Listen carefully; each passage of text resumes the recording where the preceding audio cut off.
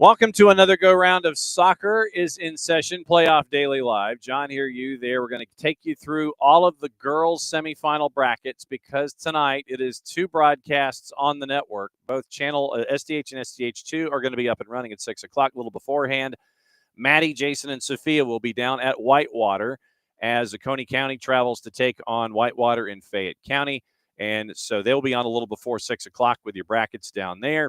I will be in Jefferson to take a peek at Cherokee Bluff in Jefferson. We're going to hear from Coach Estep from Whitewater coming up here in the show. We're also going to hear from Molly Mccarty, the head coach at Jefferson, later on the show. But because we are in a no-dilly, no-dally zone, and this guy has to juggle being an assistant principal, he's got to be juggling a man in charge, he's got to be figuring out his lunch, and he's got to figure out a semifinal in Class A Division II boys, and that's tomorrow. We go to Metter, where everything is better, because we know this. We catch up with Corey James, the head coach at Metter. Congratulations on getting to the semis. How's it been? Oh, it's been a whirlwind. We're just happy. God has blessed us to have a great community that stands behind us and these kids. And we also have a great administration that does a wonderful job that allows us to do a phenomenal job that we've done with these young people. And then the young people have put in so much work.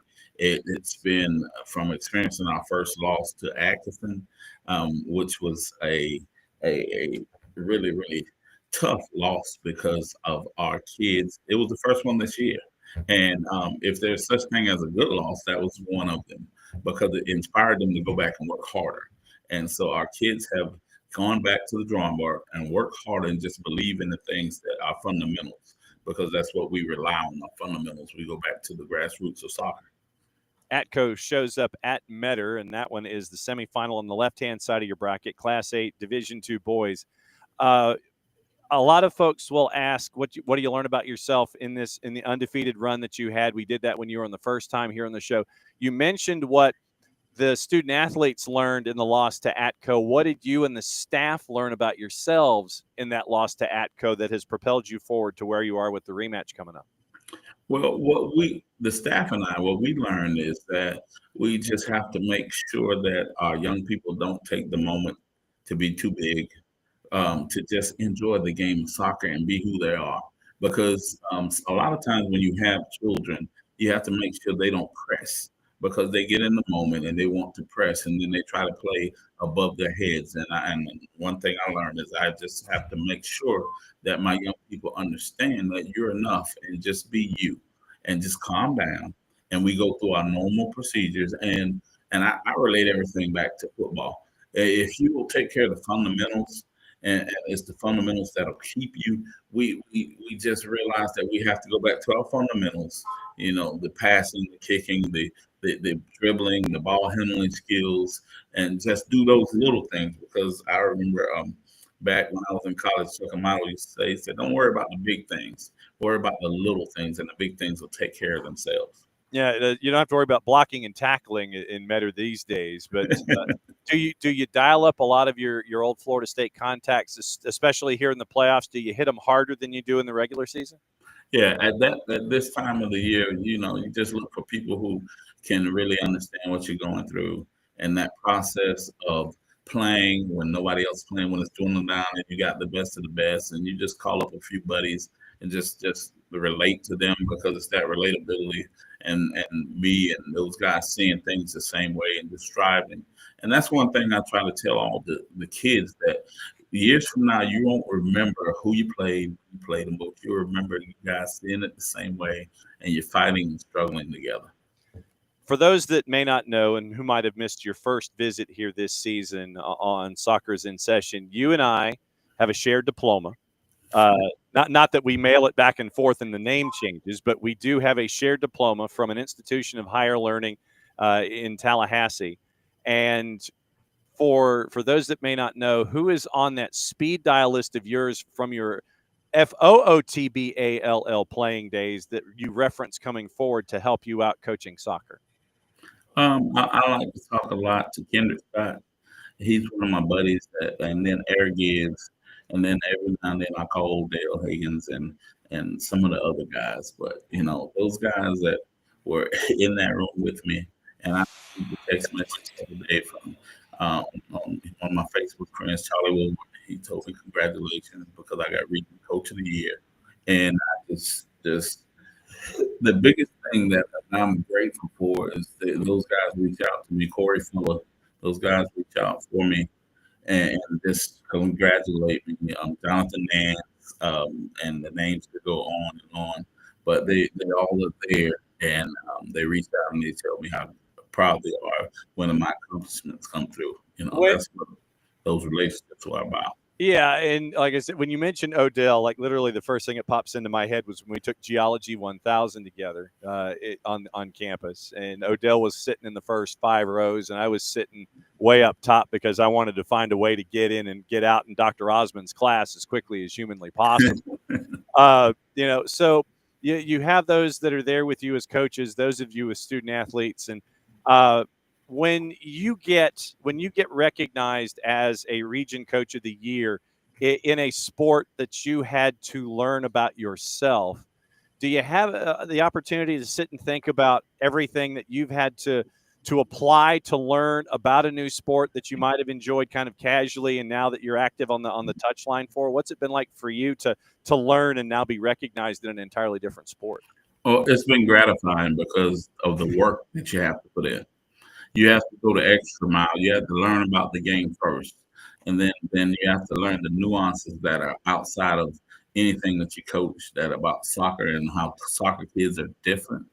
It takes a different breed of kid, and to understand the toughness that you have to have physically and mentally, and so to do all that, and right now to be in the Final Four. And I was telling one of my buddies yesterday that coaches coach their whole lives and don't get here, and just to be here is gratifying.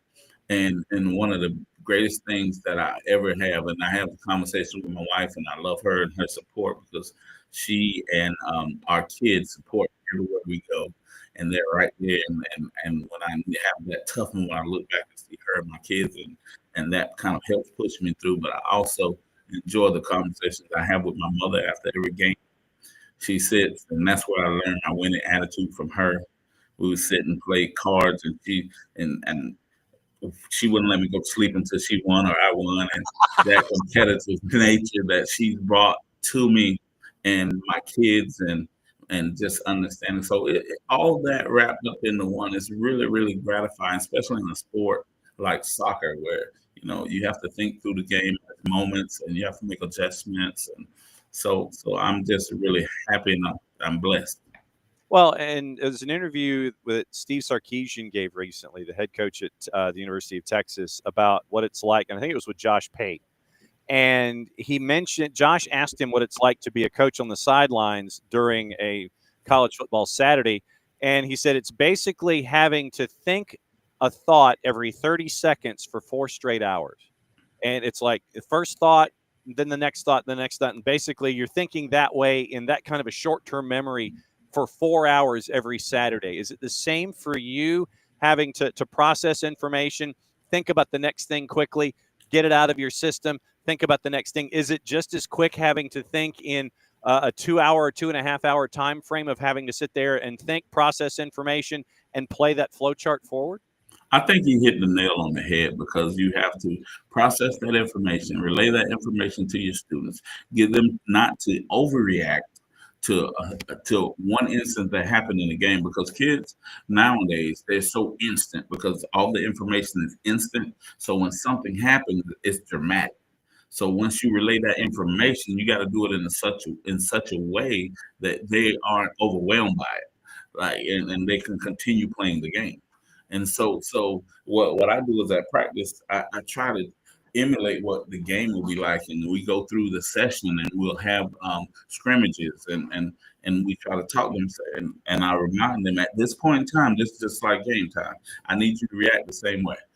If something bad or good happens, I need you to celebrate for a second or for 1 second, then you got to move on. You have to have a short memory. And how long did it take you to apply that kind of a mindset to this coaching and coaching there at soccer at Metter? Um, well, since I've been doing it for so long here at Meta, It didn't take that very long. It take me very long to apply that mindset because that's what I came in with. Because I also used to coach football here Right. and basketball, Wow. and so applying that, the hardest part of it was getting the kids to relate to that. Yeah. Because they want to be, they want to play so emotional, and I tell them all the time, you can play with emotion, but you can't play emotional Okay. because emotional will get you to where you're out of character. Emotional will make your highs too high and you can't come back down because it's about the next play. It's about what's happening. And so we even do drills to teach our kids not to play emotional. We have drills that where you're going to lose the ball. And it's a 3v3 where you're going to lose the ball. But can you put aside the fact that you lost the ball and go and try to get it back? And it's that immediate turnaround. Forget that you lost the ball. Forget something bad happened. Do something about the next thing. And then that's the one thing that I try to tell them that's bigger. That's bigger than soccer. It's life because not that good things are not going to happen to you all the time. It's what you do after that that matters.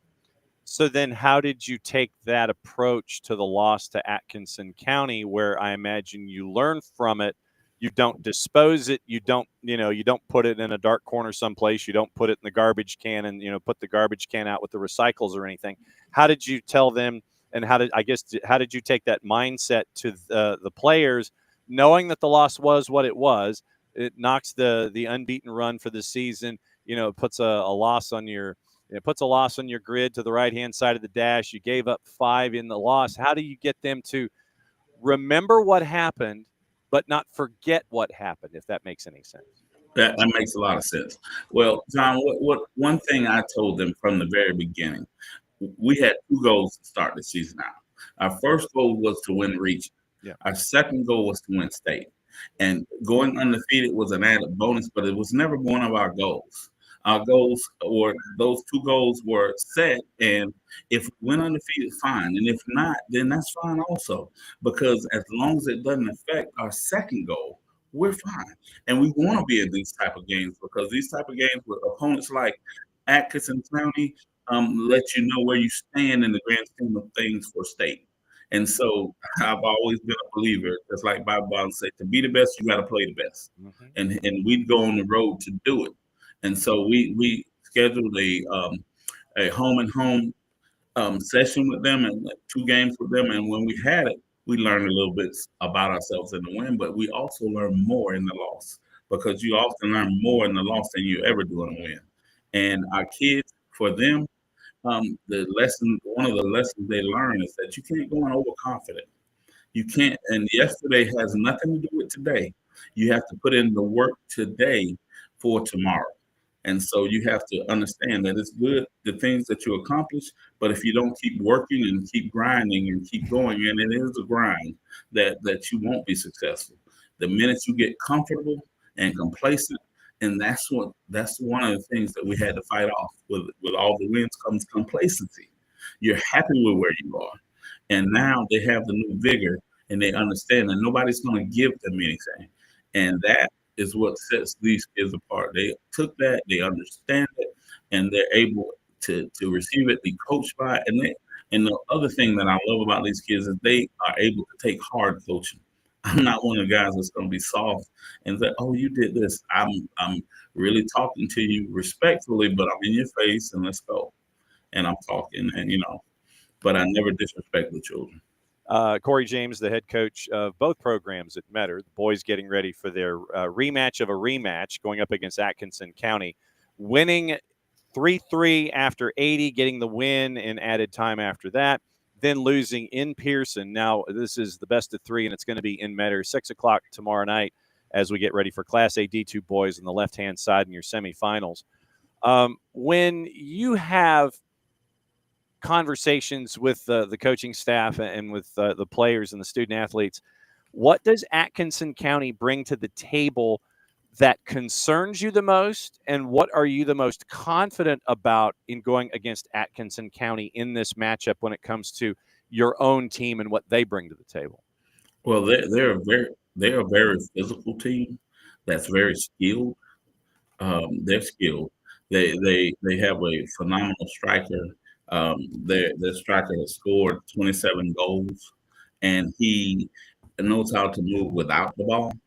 He knows all those nuances, and then they have two holdings that sit there and distribute the ball very well. And what I learned in playing them is that we can play with them. We just, like I said, we just have to not play emotional and just be us because our kids are enough. And the one thing I like to remind them all the time, if you put in the work and you don't cheat the game, then you will be successful, win, lose, or draw. Because that's all I can ask for you is to work as hard as you can, put in the work, and then at the end of the day, if the guy beats you, then you tip your hat and say, "Good game," and you walk away and you learn from it because you're not going to be successful every time. But I think if they'll work hard as they've been and they are working hard, then we're going to be successful. And our strength that we found against Atkinson is we can pass the ball very well. We are a very technical team that we can pass the ball, and we have a great defender in James Paris was our defender, and he he is an exceptional athlete. And then we have two strikers, which is Anthony Benitez, who scored 32 goals this year, and Jonathan Izalde, which is my senior, who's still not being picked up. And I like for somebody to come in and take a chance on this Make kid. that kid an offer. Let's get this done. Yes, he has scored 26 goals this year and scored 35 goals last year, but he has 38 assists. See, and Anthony is a freshman. And what happened is when Anthony came to us, Johnny took step back and he started assisting him because everybody was focused on him. And now he's just that type of kid. And so with that, we learned that our defense is just as good as anybody. And we just have to make sure that we show up and be us. So let me talk to the administrator for a second. I need you to put your administrator blazer on for a second. When you know what's going on with the athletics program there at Metter, and when you see what's going on with the reaction from the community and how the community embraces everything, and now adding soccer to the mix, because I mean, I go back to like Zach Stanford, as a quarterback at Metter and all the history that's there. That's how far back my memory goes with Metter football. So now that you have soccer that you can add to the list of successful programs where the community can respond, the community reacts, the community embraces, student athletes come in, opportunities for student athletes on the boys and the girls sides to be successful and go to the next level. What does the administrator in Coach James think is missing to get to that next level when it comes to soccer as he sees what Coach James is doing on and off the field? What's missing to get to that next level? I think the support is there. I think from the administration and the community, I think that we just need to work more on our feeder program. Okay. And that'll assist us, and that's our middle school soccer. And just be a little more intentional on the skills and skill set and training them. And if that'll happen, then it'll make it easier for the high school coach, as long as I'm here, and the next coach that comes after me. Because I think everything from the high school standpoint is in place. We have great community support. We have great administration that supports us from our superintendent all the way down to our principal, which is Mr. Ellis Bridge. He is a phenomenal principal. I owe a lot of the accomplishments that I'm able to make as a coach to him and Scott Waters because they allow our kids to have the time to be successful. And in a lot of schools, for soccer, that's not the case. You have to, you're the last, you get the bottom of the totem pole, and that's not the case here at Metter. All right. We know everything is better there in Metter. Is there any truth to the rumor that you're going to have a specialty kit at any point that's going to be garnet and gold? I don't know about that, but we'll see. We'll see. But I like to leave you with saying our motto in Metter is we try to win in everything. And right now, I want to send a shout out to our baseball team who is playing Lanier County right now in the Elite Eight. And so we want to say go Tigers to them.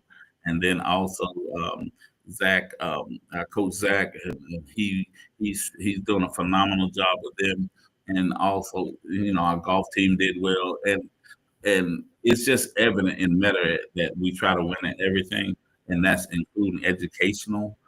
We try to win with our kids in the school system, and we want to push them in every aspect. So thank you. As always, it's great to catch up with you, my friend. 6 o'clock in Metter. The best of three gets to the rubber game of the series with you in Atkinson County this year in 2025. The left-hand side of the bracket, Class A D2 boys semis. Good luck, my friend, and we'll be catching up with you soon. Thanks for being a great sport and answering all the questions from fellow alum. All right. Thank you very much. There you we go. have a good one. All right. There you go. Corey James, the head coach of both the boys and the girls sides at Metter. And so now we transition. We do the hot tag. This is where we jump into the corner and we make the lunging tag, and we go into our next guest. And so it's this time we head down to Whitewater for the first time this year. And we bring in Sean Estep, the head coach. And you're going to be busy. You're going to be busy with us tonight, man. We're coming to crash the party. Thanks for having us. Oh, I can't hear you. You're muted.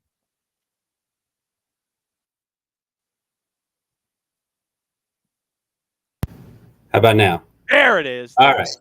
Good. Yeah, we're super excited about you guys coming down and getting to host you guys. It's a pretty special event for us, and we're definitely looking forward to it. The girls are excited. All right. So as I found my brackets under like 98 pieces of paper before the show started, I have my bracket. It's written in pen, and so this is where we reference everything. AAA girls, right-hand side of the bracket. Oconee County comes to visit. So rank number 2, team number 3. And you've yet to give up a goal in the postseason. Did I mention something that is not a topic of conversation, or do you have a topic of conversation where you've outscored your opponents 22-0 in the first 3 rounds? Do you talk about it, or you just sit there and go, yeah, that's us? Yeah, I mean, it's just kind of, we don't brag about it. We're fortunate that things have gone our way, but we've been really hanging our hat on our defense all year long. We've only given up 13 goals all season. We've only allowed 1 goal at home all season. So we're real proud of our back line, especially in our goalkeeping. And, it's definitely something that we work on, but I think it's just a byproduct of the way that we try to play the game. And, we're real proud of our results there. So if I had told you that you'd be 16-3, that you would have run the bagel in the region going 8-0 and being number 1, and we're sitting here having this conversation, if I'd said that was going to be the way leading into match number 20, beginning of the season, what would you have told me? Well, I mean, we set a goal for ourselves to get past the Elite Eight this year. We've been in the Elite Eight the last 2 years and ran up against some really tough competition. We lost to Holy Innocents 2 years ago in a real close one, and then we got a lesson learned against Cherokee Bluff last year at their place. So this was really a big focus for us this year, was to try and push through and at least break through. So we're real excited that we're at this point. So I won't say that it's surprising because it's just things that we look forward to and kind of set as goals, and the compilation of the players and the girls that we have this year, we knew we had a chance to have a good year. So we're real proud of it. So in your non-region schedule, I imagine you learned a lot about yourself, especially out of the blocks, going to Northgate and going to McIntosh. What did you learn after those first 2 matches? Well, I mean, we did that kind of intentionally, where we wanted to get challenged right up front and figure out, like you said, who we are. I mean, we had Northgate, we had McIntosh, and we also had Stars Mill pretty early in the season. And so you're talking about really strong programs historically, and especially this year. So it was good to kind of figure out, all right, here are the things that we're good at. Here are the things that we know we've got to focus on. And it really kind of just set the tone of, we knew exactly what we needed to be focused and working on. And so that was really helpful, and you don't learn if you're not challenged. And so the girls handled it really well. And so we've been doing really well. We haven't lost a game since March. So. How tough was Region 2 AAA, and how tough is Region 2 AAA for someone who hasn't seen the play there this year? I mean, I think if I'm being honest, it's a little top heavy. Sandy Creek was a really strong team this year. They had a really good run. They had a big turnaround. We were able to play really well at their place, and we won that game 3-0.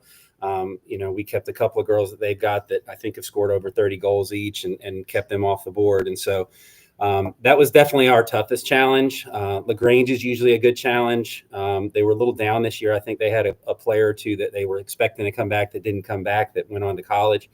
And then Trinity, it's one of those private schools, and so you never kind of know when it's gonna come up. But that's a good rivalry for us, and so those three are definitely always going to be a challenge every year. But we were able to handle that and come out on top, like you said, and really not struggle that much. And we only gave up 2 goals in the region play all season.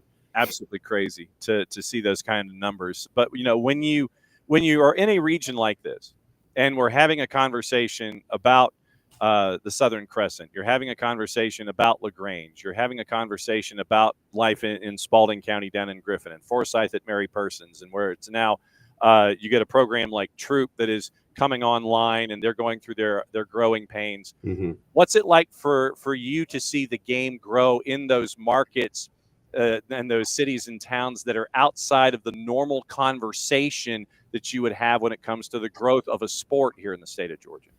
Well, I mean, you definitely want to see it grow, especially in some of those more rural areas and areas where, it's not just a hub for one of the big clubs. I know that's always a topic of conversation, just in terms of accessibility for soccer, and the conversations about pay to play and those kinds of things, and the barriers that are out there for kids to be able to play. So I'm always happy to see that programs can get a foothold and can take place, and especially in some of those places that's not necessarily just the Metro Atlanta area.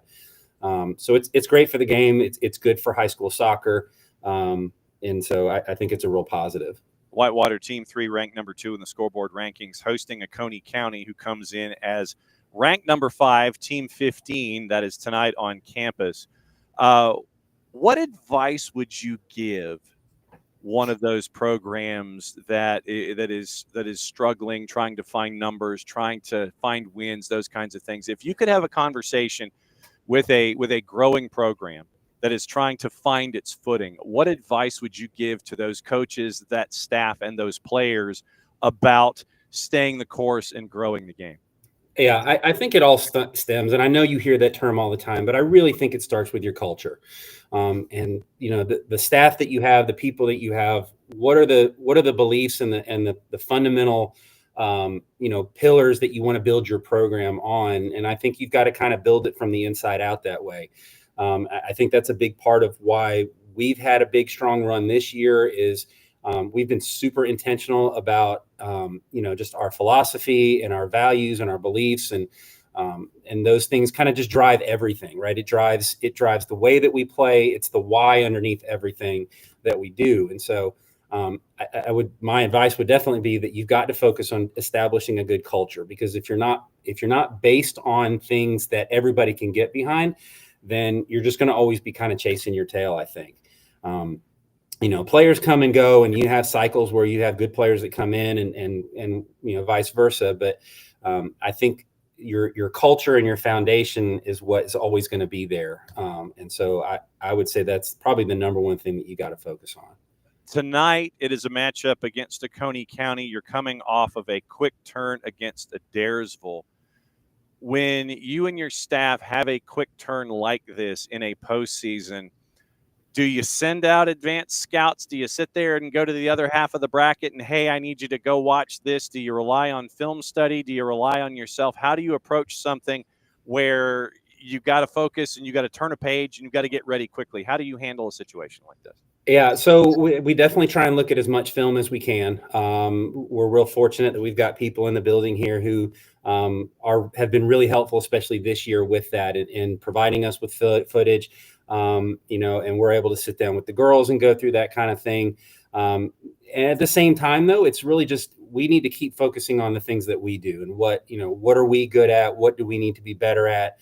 And just kind of keep the focus on us. Obviously, we want to look for things like tendencies in the other teams and those kinds of things. But, we really feel like if we focus on the things that we have control over, then that's really all that you can do, and then the game will play itself out. But, we definitely trying to get as much resources available to us as possible. But it's also kind of a balance of focusing on ourselves. 4 different double-digit goal scorers for you right now this season, 15 individual goal scorers for you this year. What's it like to see that kind of balance come to the fore for you in this season to get you to this point? Yeah, that's exactly what is kind of a manifestation of the way that we said we wanted to play this year, and our philosophy and our playing style. It's nice to have such a good balance, because you have some teams that have that one or two players that, they've got 60 or 70% of their goals. But, I think where those teams at this level start to get into trouble is if those players can't perform or they're getting shut down, then there's not something else to go to. And we're really blessed that we've got a balanced roster and a lot of different girls that can score and assist and do a lot of really special things. And so I think it makes it harder to defend against us, because you don't just have to key in on one or two players. It's a real team effort, comprehensively. So somebody walks in the door for the first time. They're watching you tonight, and they get the prime seat. Maybe they get the all 22, right up next to the press box or wherever they want to sit, and they're going to watch you play. If you and I were doing the television introduction, if we're sitting there in the booth, the music hits, you get the title card, and it's Oconee County versus Whitewater, and you and I are talking about the match. Who are those folks on your roster in your starting 11 that the folks coming in for the first time watching this match will gravitate toward in this matchup against Oconee County? That's a really good question. We got time. It's all good. Look, I'm super proud of our captains. Chloe Roberts and Natalie Stone. There's two of our seniors. They've really set the tone for the year, and their leadership has been, outstanding. And they definitely are two very different players, but have different unique traits about them that can make them dangerous. And so they're always exciting. We're also super excited about some of our freshmen this year. Emma Morgan plays the number 6 for us. And as a freshman, she has not shied away from that responsibility whatsoever.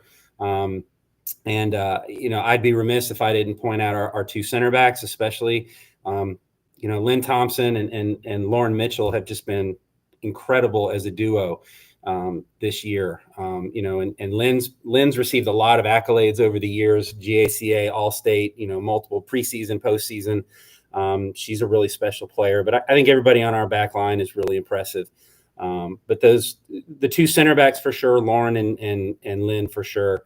And then the other two girls, I think, are players that you'd want to watch and really be excited about. And only giving up 13 goals in 19 matches, you're having me do math here, and that's not really a wise thing on my part. So it's like a 0.65 goals against or somewhere in there if the math is right. What's it like to see this defense be so stout, and especially between the sticks? Well, I'm a former goalkeeper, so I'm super excited about it. I'm one of those guys that might rather win 1-0. Union, now I get it. There it is. Yeah. I'd rather win 1-0 than 5-4. But no, it's again, I think it's a byproduct of the way that we set out to play this year, and it's just great to see that it manifested that way, and the things that we talked about doing we're getting the rewards of those, and it just kind of bolsters, that this is a good thing that we're doing, and it reinforces to the girls, and it just helps with the buy-in. Oconee County comes in tonight. We saw them. We had their matchup against Johnson Gainesville. We've had them also previously this season. We had them against Jefferson. We had them against Johnson Gainesville. What concerns you the most about Oconee County and what Judson Hamby's group brings to the table? And what are you the most confident about from your perspective in handling Oconee County tonight? Their championship pedigree. I don't think you can question the fact that you're talking about a team who's trying to get back to their third straight championship game and win a third straight title in 3A. So we're not going to be dealing with a team that's never been there before. They're going to be experienced. They're going to be comfortable, I think, being in this environment. And so, we just have to be sharp, and we have to be connected tonight, and we have to keep things positive no matter what happens. What makes us confident is just what we've been able to do all year. I think we're actually probably fairly similar teams in the way that we play. So it's going to be a really exciting matchup, I think, and a really good test for us. The girls are looking forward to it for sure, and they're feeling pretty confident. But I think if we are able to perform the way that we want to perform, then I like our chances as good as anybody. All right, hit the promo for me. Let everybody know what's going on there on campus at Whitewater, how folks can wander in the door. And I've told folks how they can listen, but tell them what happens when they show up. Yeah, so kickoff is at 6 o'clock tonight, Whitewater Stadium, Wildcat Way. Gates will open, I think, at 4:30 or 5. I think it's 5 o'clock actually. But tickets can be purchased on GoFan. I think they're $15 for the semifinals. But this is an exciting showdown here for a chance to play for a championship next week. So. And last question for you: what for someone who has never been there? What is the support like there at Whitewater for the program on a game day and just in the overall? Yeah, I mean, we're real happy about the support that we do get, and our student body will come out, and we've got a lot of things going on in the stands, and I think we've been a historically pretty good program on the girls' side here, especially, and so they kind of really get geared up when the playoffs start, and being able to host is a real special privilege for us. So we're looking forward to a good crowd and a good set of support for us tonight. No doubt about it. As always, great to see you, my friend. Thanks for coming in on a game day, because I know some coaches on game day, they want to get completely and totally locked in. And it's like, talk to me after me, talk to me later. Or you have the coaches that are just like, look, Hayes in the barn, we'll figure it out as we go. But once again, thanks for being a great sport about this and coming on. Go get some lunch. Yeah. And Maddie, Jason, and Sophia, our Whitewater alums, Sophia Cupertino, will be down there with you. Oh, yeah. So it'll be fun to see it. And once again, thanks for being a great sport and hanging out with us here on the Noon Show. Appreciate it, John. There we go. And that's Sean Estep, the head coach at Whitewater. And so tonight, that's one of the games on the network. One of the games on the network tonight is, I believe they're on the mothership. They're going to be on our main channel, soccerdownhere.mixler.com. You can download the Mixler app and get it there. And you can also go to soccerdownhere.net, and you can follow there. And then you hit the Listen tab, and the Listen tab will give you an option about the games that you can chase after. And it's one of two. And they're both in 3A. And I just realized this, staring at the bracket. Right-hand side of the bracket is on the main channel, is on SDH1 with Maddie, Jason, and Sophia. They're going to be down there tonight with social media and such. And that'll be on a little before 6 o'clock with your pregame. Right-hand side of the bracket, Oconee County taking on Whitewater. Left-hand side of the bracket is where I will be. Cherokee Bluff makes their way to Jefferson. So Cherokee Bluff, ranked number 3 in the scoreboard rankings, team 13, win over West Lawrence, win over Northwest Whitfield, win over Gilmer. They travel to Jefferson tonight to take on Team 1, ranked number 1, the Jefferson Dragons. Earlier today, we caught up with Molly Mccarty because she's making sure that everybody does well in geometry class. So literally caught up with her this morning, kind of before the day started. She found a corner of the school where we could have a conversation. So here's our conversation that we had with Molly Mccarty, finding out everything that you need to know about geometry, how it applies to soccer, and the matchup tonight is team number 1 faces Cherokee Bluff. Here's our conversation that we had with Molly Mccarty. All right, so my first question is, how's geometry going? It's going, everybody wants to pass now that we're getting to, 2.5 weeks of school left. So everybody's emergency is my emergency. What is the hardest thing about geometry that kids take the longest to grasp these days? Because I had issues with it when I was in school back in the 1790s. What's the hardest thing these days in geometry that they can't quite grasp? Just with the type of kids that I teach, it's just being spatially aware that a formula can connect to a shape or a dimensional type figure. And to me, just making those connections, that's the hardest part. And honestly, John, it's the problem solving. I think that, I've been doing this 20-something years, and problem solving to me is probably the biggest challenge I'm facing as I get older, because I think the kids with the dynamic of technology is we're separating problem solving skills. How does that apply, or does it apply to what you're doing with the soccer program? Is it any different in that same way when it comes to solving problems? Yeah, it can be. But I think with a sport like soccer, there's so much that they have to think about every single second. And so soccer teaches that problem solving skill is you've got to be able to make the problem and then within seconds fix it and move on. You're not going to be gifted 8 chances to make that mistake better, on a test or in a problem in the classroom. And they can't raise their hand during a soccer game and say, "Hey, Coach Mccarty, I need help." They got to figure it out. So soccer does that. When you've won the way that you have here in this postseason, 8 in round number 1 against Team 32, 7 in round number 2 against Team 17, ranked number 9, and then against Team number 8, you put up 9. What do you learn about yourself when the scores have been so lopsided? Well, I'll be honest with you.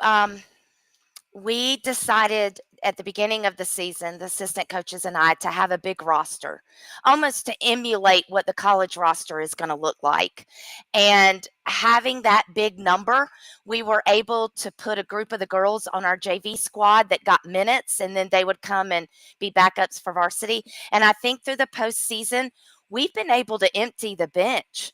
I mean, we played 27 girls the other night. And whether it was for 3 minutes or 15 or 40, everybody's getting to play. So everybody's getting to experience that pressure, that moment that I'm in the game. This is what I got to do. And I think that that's kind of what's propelled us through the playoff and up to tonight and getting us there. It's been a total team buy-in. 43 names on this roster that I have here, that I saved, from calling previous matches. Right.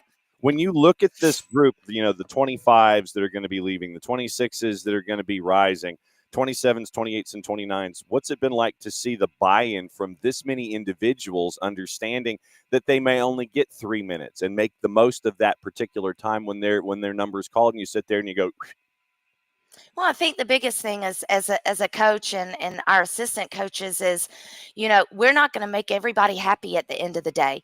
And you've got to understand that. But if you're going to put your worth in playing time for this program, then at the end of the day, like that's not teaching you the life skill of what our culture and our program's trying to teach. It's you're a part of this. You're going to have adversity. Just like life ahead of you, we're going to have adverse moments, and it's how you respond in those adverse moments. And I think that's the biggest life lesson that we're taking out of this is regardless as to what your role is, at any point, at any time during the game, you're a part of this. You own this. This is an ownership type situation. And, you find yourself out of this when you don't find yourself a part of it.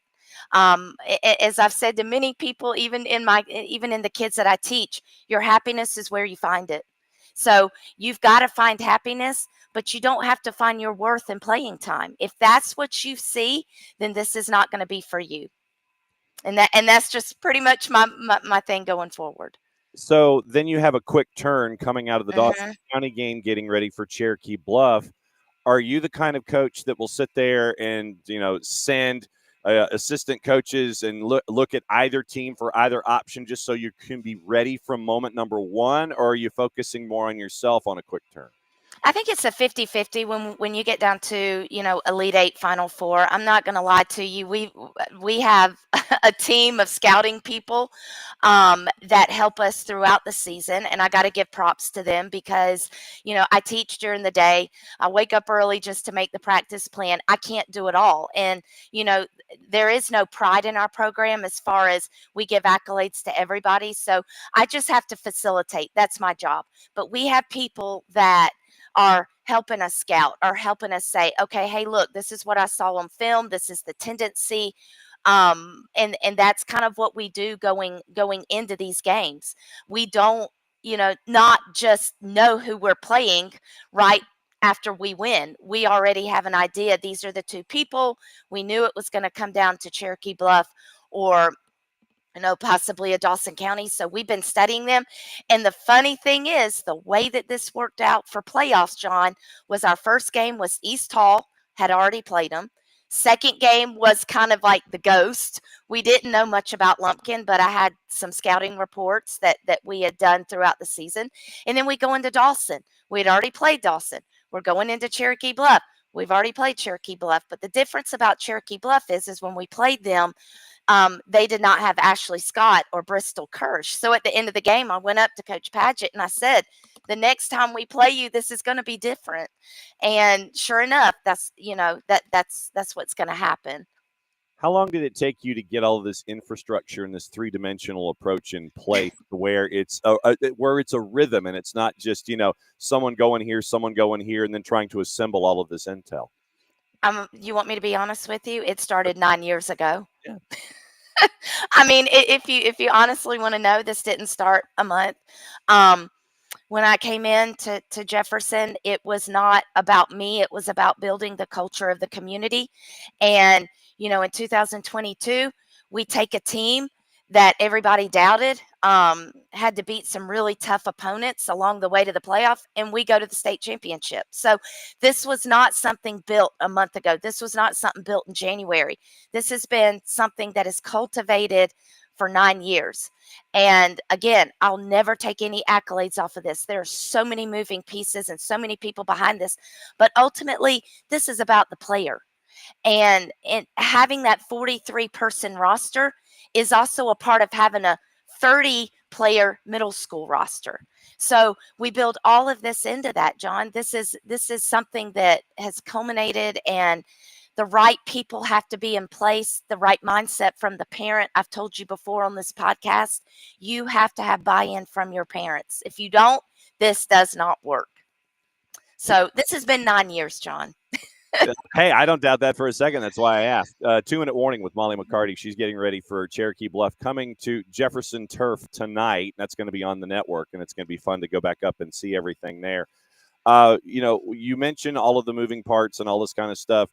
Is it to this in this 9-year journey? Is it literally to the point to where you can kind of look at somebody and it's almost like the third base coach to the batter, and they know what their assignment is? Absolutely. Okay. Yeah, that's exactly what it is. Huh. And so how long did it take to get to that point from 9 years ago to where it's just in that kind of a rhythm?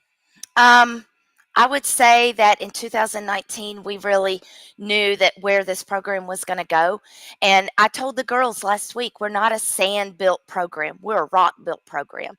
Programs built on sand just do not last. They crumble. We are not a program, John, built upon a superstar. We're a program built upon, 43 superstars on our roster and then 30 on the middle school. So, we've had 18 goal scorers this season. We've never had that. So just building that confidence going forward, regardless as to what the score is going to be tonight, whether we win or we end our season, we have to have confidence going into this. That rock that I told you about, that's what we're depending upon. And it takes everybody. Sammy Suppis, I'll name her, Riley Griffin. They haven't been able to play a minute this season. Riley being a senior, Sammy being player of the year last year, suffered an ACL injury in a practice back at club. So they have been just as much a part of this as anybody going forward. And so when you have that buy-in, John, you've got everything you need.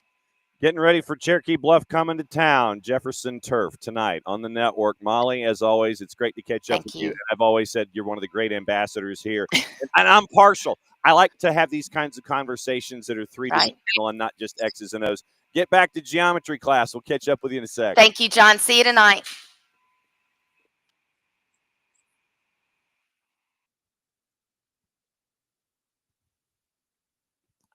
Where am I? Hang on. Wait a minute. Where am I here? Hang on.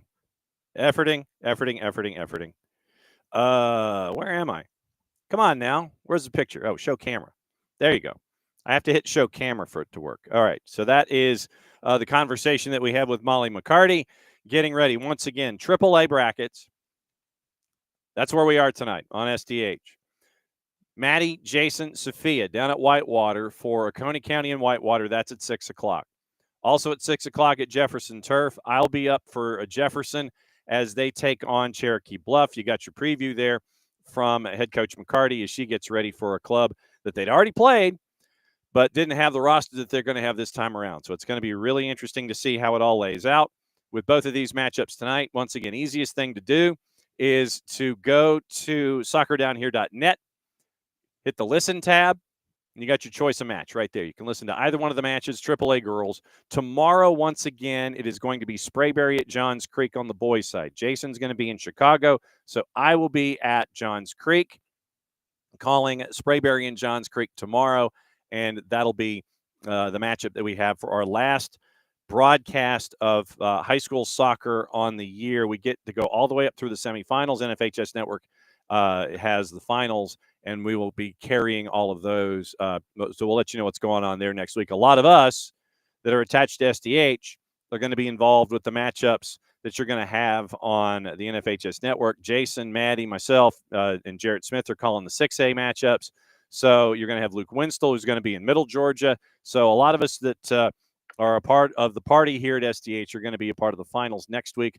But we have semifinals on the girls' side today, semifinals on the boys' side tomorrow. Chad Griffin, the head coach for the programs at Hebron Christian, is going to come on. He's going to bat leadoff tomorrow, and we're going to find out what the story is in Tattnall County and Reedsville at 12:20 tomorrow.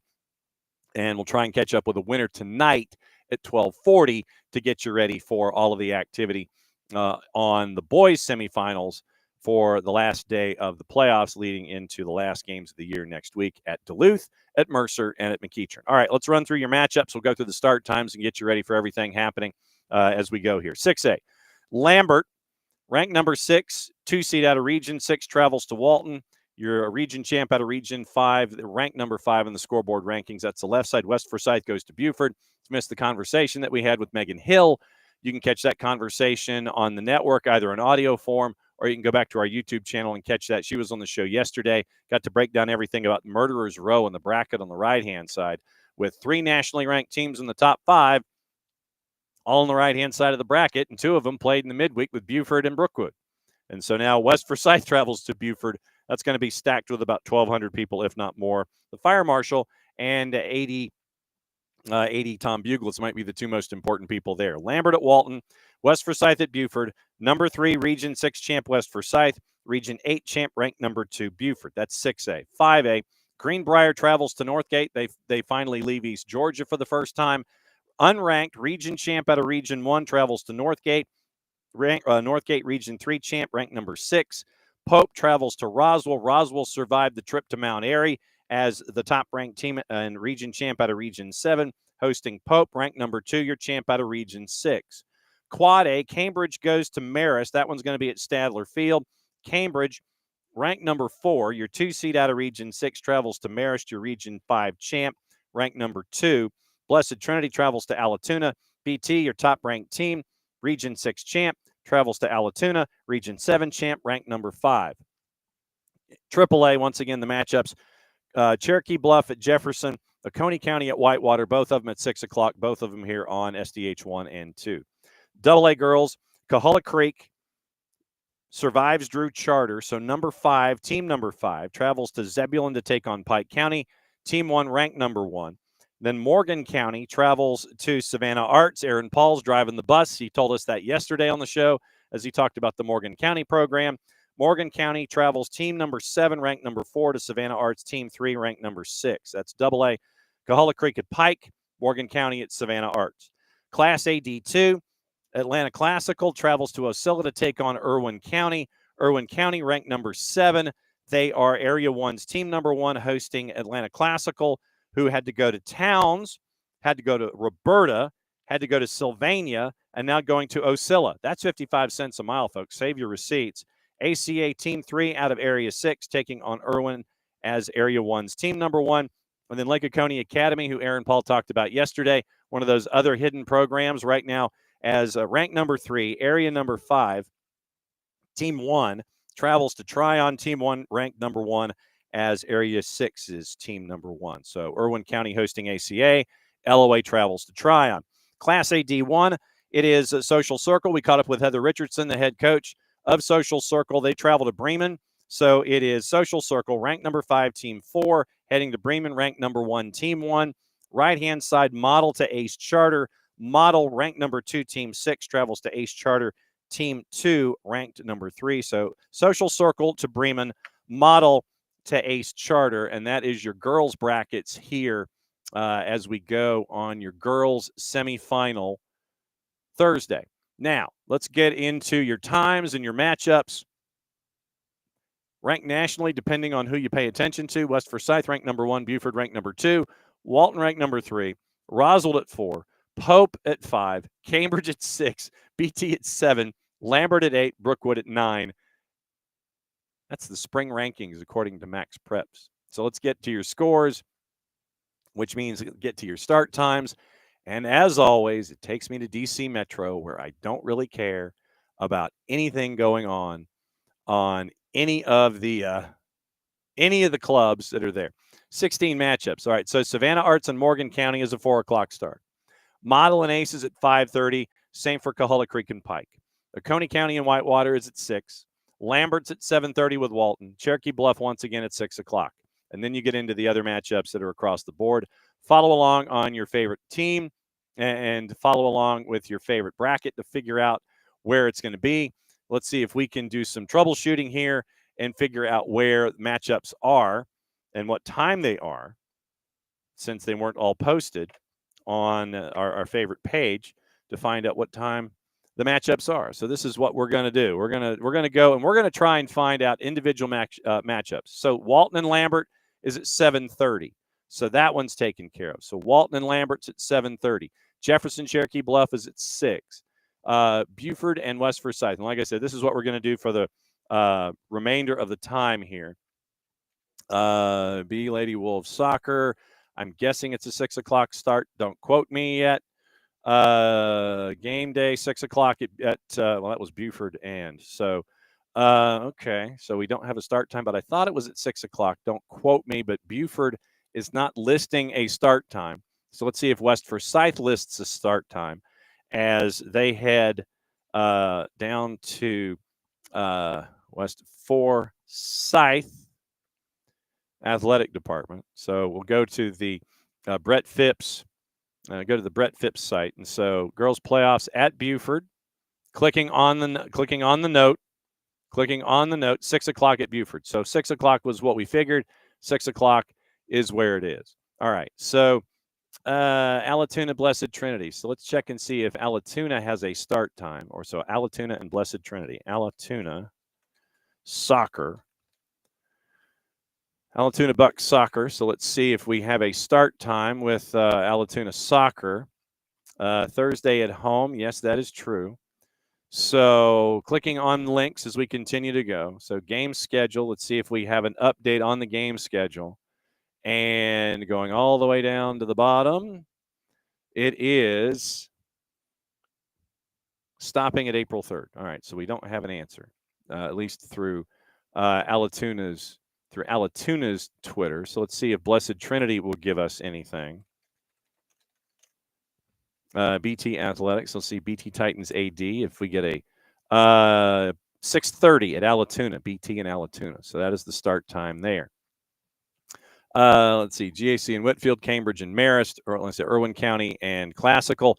If I'm not mistaken, Heather Richardson gave us the start time at Bremen, and I think it's also a 6 o'clock. So keep an eye on all of your dinner time scores and all of your favorite social media to figure out what time your teams are going to be playing when it comes to all of your activity here on the girls' side in the semifinals. So in the neighborhood of dinner time for most of them, but you do have the 4 o'clock start in Savannah with Morgan County and SAA, 5:30 Model and Ace, 5:30 Coahulla Creek and Pike. Everybody else is 6 o'clock and later, 6s and 6:30s across the board because of the travel. You don't want to go too late, so you might start at an hour early. All right.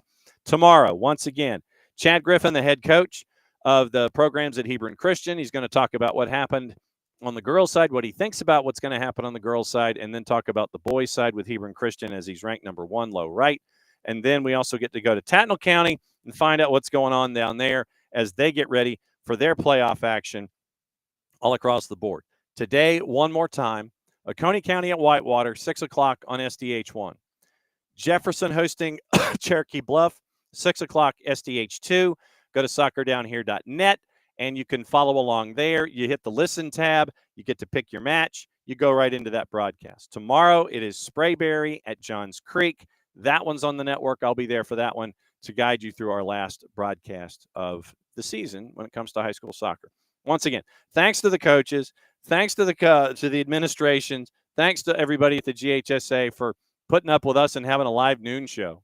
And thanks to Molly Mccarty for hopping on in a locker room at 8 o'clock in the morning so we could get the Jefferson perspective as we got you ready for the broadcast there.